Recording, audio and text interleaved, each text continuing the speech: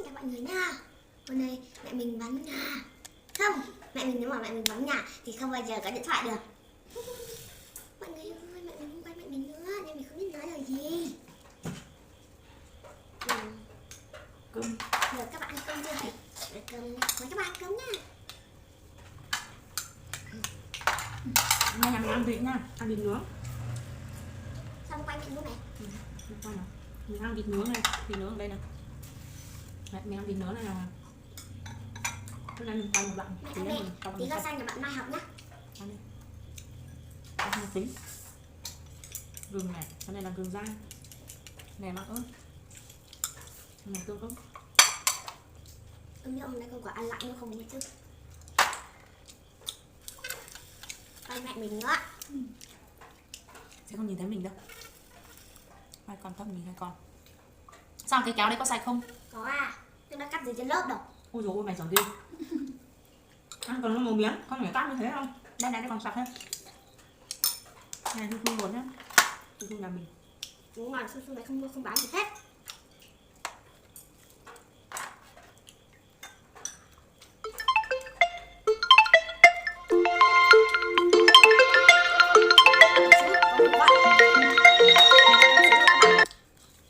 Cứ thì sai lắm.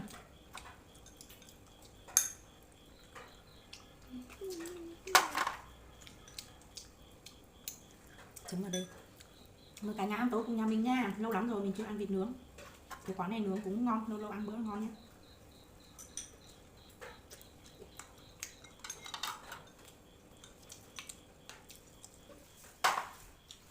Con có điện thoại mẹ mà xinh mà. Chị bắt ra sáng đẹp hơn thằng gì. Bây giờ cái kia chỉ mời đấy. Ô, chị sao vậy? Đây, nhìn thấy rõ hơn.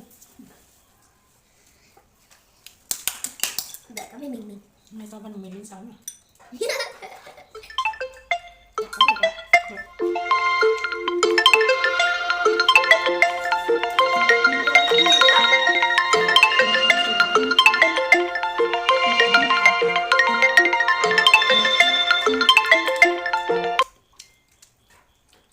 Thấy không? Bây giờ là 6 rưỡi gì đấy ăn cơm. Mình rất là đói. Hôm nay mình đi làm cả ngày. Hôm mình đi làm cả ngày mình rất là đói. 18h20. 18h20. Nó là muối không thì cứ thôi. Tao soi này là tao xuống chú chị à. Có gì mình có mình tao không? Ngon Chị tao món nào? Nào kìa. Mình có món cả ăn món hơn được. Cho một món cho chị à.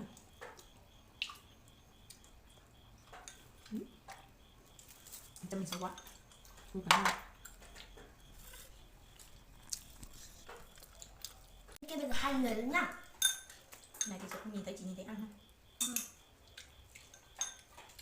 Này mình phải chịu đắt đó. Chả lắng đề à? Nó bà chẳng lắng đề à? Ôi trời ơi, ăn no rồi, ăn no lắm rồi. Hai mẹ con ăn hết rồi nè. Mình vẫn chưa no bởi vì mình là con heo. Rồi còn một bát xương thôi nha. Một bát xương. Cún nó còn bê cả nồi về này. Thì ở đây đã hết nhá mọi người. Một nửa con vịt, 3 người ăn. Vịt nhỏ thôi nhá, vịt nhỏ một nửa, mình mua nướng một con vịt thôi. Các bạn ơi. Ôi, ở bên nó này cứ thao em của ý lúc tao ly nó có chi nó có bao chi nó cũng chi tao trong khơi liền nó. Vì hai tiệc cứ thì có ý mò chỉ có em mua hơi lưỡi mò có ý mò chỉ mua hơi lưỡi mò ý nó thế nó ý nó thảo sang một bít chầu nó là sang một bít chầu chỉ có một trò khó chờ hơi lưỡi chỉ có hơi lưỡi trò tức chỉ tính lúc hỏi con muốn chỉ muốn nó có tính con một chỗ tao chờ hơi lưỡi chỉ sang một bít chầu nó sang một bít chầu chỉ có tà hơi lưỡi tới tà chỉ có họ chủ là cậu ý một bít chầu nó chủ cậu ý một bít chầu chỉ có giờ lọt chỉ đi lấy con ra mẹ bổ cái bưởi cho ăn. Ôi ăn miếng bưởi mua về rồi cho chị ăn nhất cho mẹ ơi đi thì cậu chờ im sang mong bế chào nó sang mong bế chào chỉ có ô chờ cậu ý mong bấy chầu nó thì xì mà ở bên nước ngoài cá mó lót thì lỡ mùa của họ lựa tà lợi chỉ mua tí mình lỡ mùa tành à lỡ mùa tành chua nó mùa gạo chua các bạn bây giờ mình sẽ gạo chua cho món bị giò bị trống chó chua ở thì cá mó củ vi nó nè chị mùa gạo chua lại chị tóc mẹ dây vào tóc đức rồi chị mùa gạo chua tạ chị cho ý ó mình xứ chị ý ó này ô xứ thì hao lửa nóng đáo thì ô chị tả đi thì có ô lấy dây buộc tóc cho mình có ô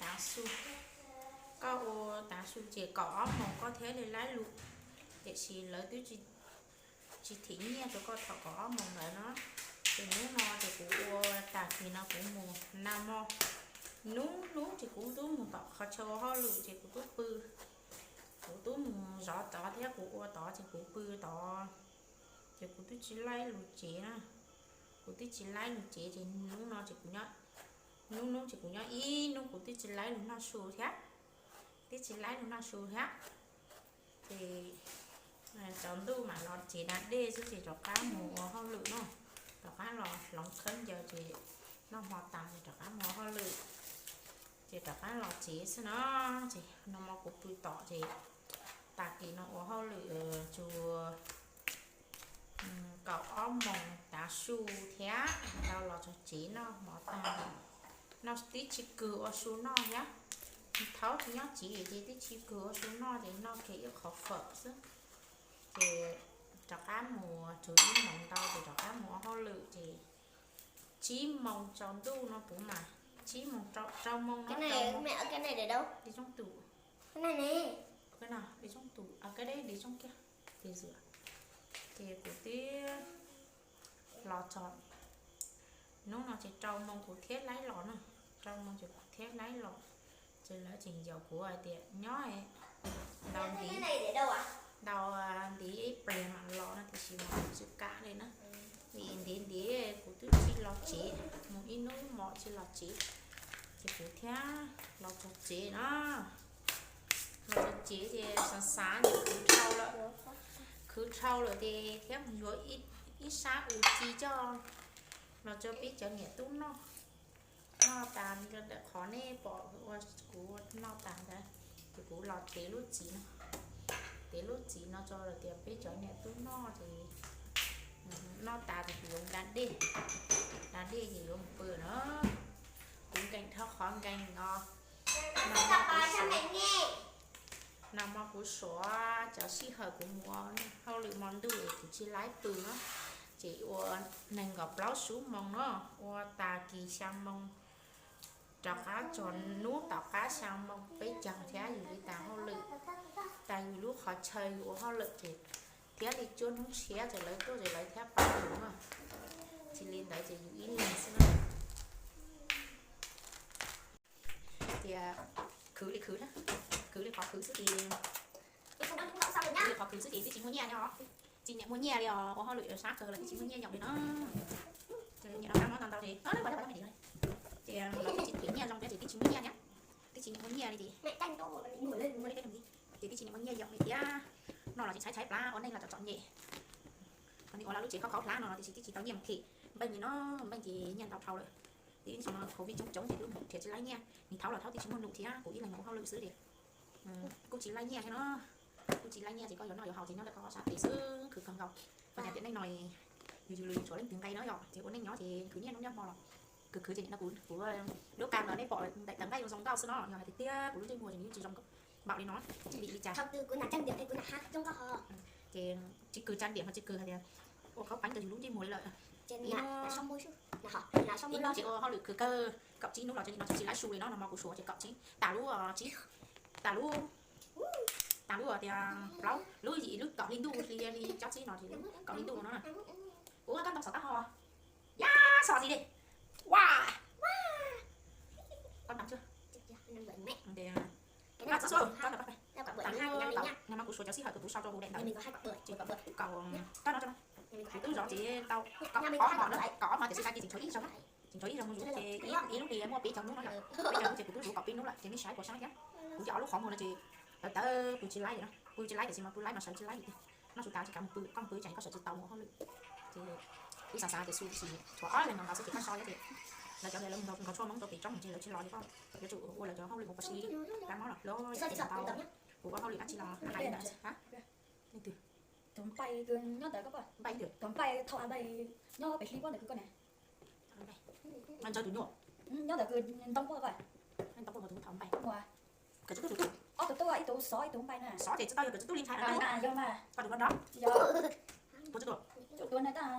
nó chỉ cái cá lúa rồi tôi tại này cả nhớ cần anh mình tao chỉ số rồi thì cái gió ta nó bị xanh quá rồi để xanh quá rồi mình sẽ tùy hết từ cơ tôi cứ để xanh quá để số à để tập cái những mua có những đâu được đây nữa được đây nữa này hai đứa ăn tự bóc này của họ lại thì chạy chén này không gì nó chạy chén nhau của tao tại đó Mời này các bạn. xin chào chị xin xin đã nó xứ thì hai tia họ lựa lo có sáng ô lòng có ô là gì thì coi nó xin nghe nó là họ chỉ có ô sức họ có chị ô là có nhóm con nhé chị xin nhận nó thì nhóm sau lúc ăn lúc khứ là chỉ có chị muốn nghe thì có bu tí lại xem Nó sao? nó sữa thì tí lại gì nó sữa chị hay lưu lệ à Hello chị Căng à.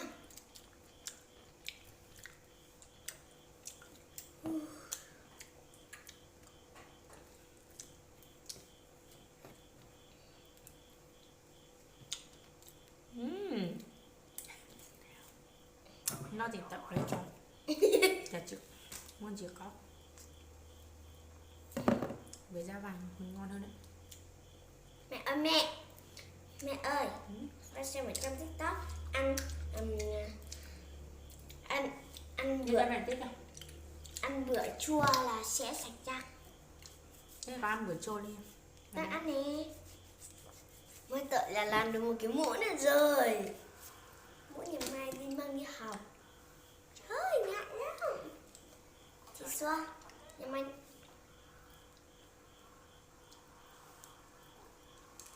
nào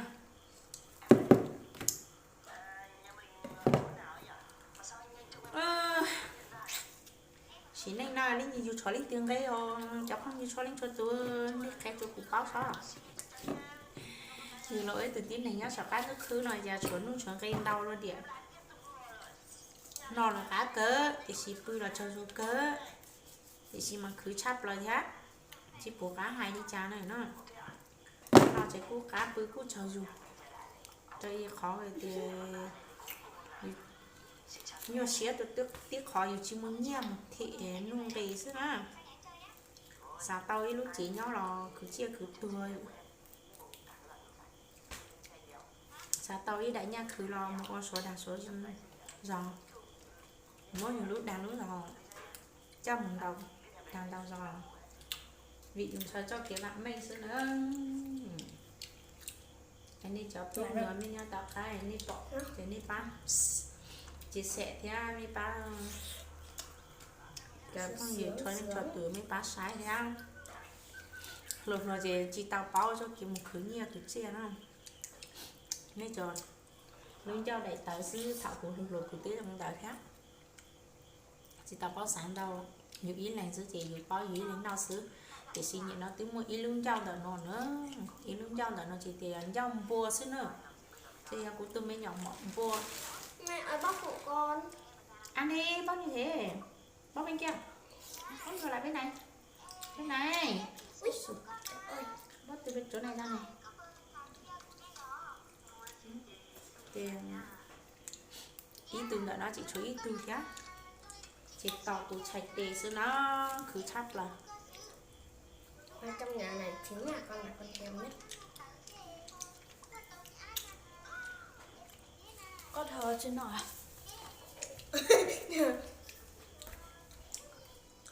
Con heo này không thể bỏ qua những gì mà con heo đã nhìn thấy.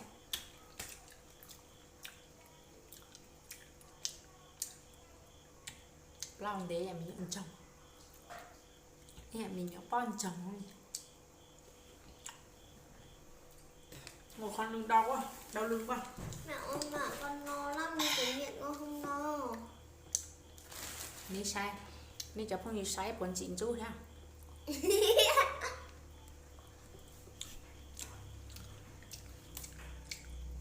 Nè tiền lúc lá mà cháu cha thì xì mà nhìn lúc nhau chỉ trào lên thì cũng sắn no lên nào. Hai tao chín chú cờ đây rồi.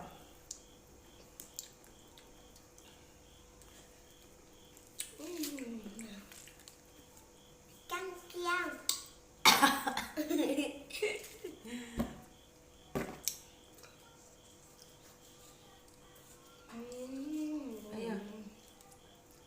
Bây giờ đi chuẩn bị quần áo, mẹ con mình đi tắm đi tắm đi ngủ. Các con học bài chưa? Tắm nhanh vì con học bài này mình ngủ nào. Mẹ nhà mẹ kiểm tra rồi đó, con còn không học bài. Con đợi đến bài kiểm tra lắm luôn đấy. Con có học được đâu mà đợi đắm. Học giỏi chưa mà đợi. Học giỏi chưa mà đợi. Chưa. Mẹ ơi, con được 8 điểm, con có được quà không? Lấy được 8 điểm rồi tính nha. Không lấy được 8 điểm đừng có nói nhiều. 7 điểm.